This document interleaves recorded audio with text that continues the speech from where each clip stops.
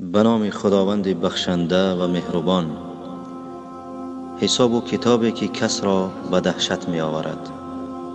راست است که حیات و مرگ و عمر انسان در دست الله است، اما اگر فرض کردیم که 60 سال حیات به سر ببری، در این 60 سال اگر همه روزه 8 ساعتی خواب کنی، پس 20 سال حیاتت را در خواب کردن مصرف میکنی.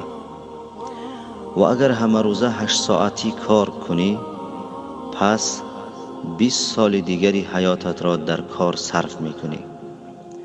15 سال دیگر هم دوران کودکی. و اگر در سر دسترخوان همه روزه حداقل 2 مرتبه نیم ساعتی طعام خوری، پس 3 سال دیگری حیاتت را برای طعام خوری مصرف میکنی. مجموع وقتهایی که از حیاتت در خوردن و خواب کردن و کار کردن و دوران کودکیت مصرف می شود 58 سال را در بر می گیرد. از 60 سال حیاتت اگر 58 سالش را بگیریم، تنها 2 سالش باقی می ماند. سوال این است که از این 2 سال حیاتت چقدری آن را برای طاعت و عبادت الله صرف کرده ای؟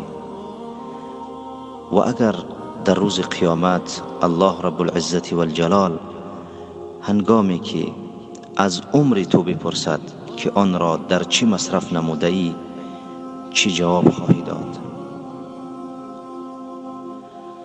قرآن کریم 600 صحیفه دارد.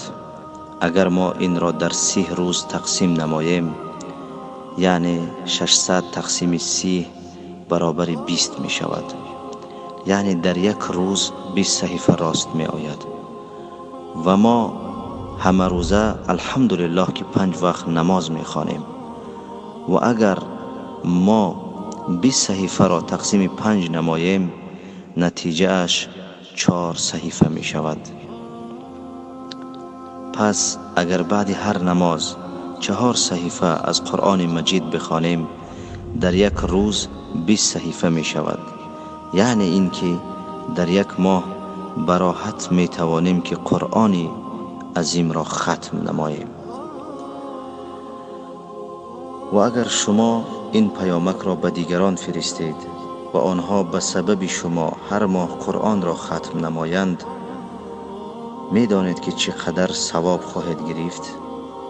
سبحان الله.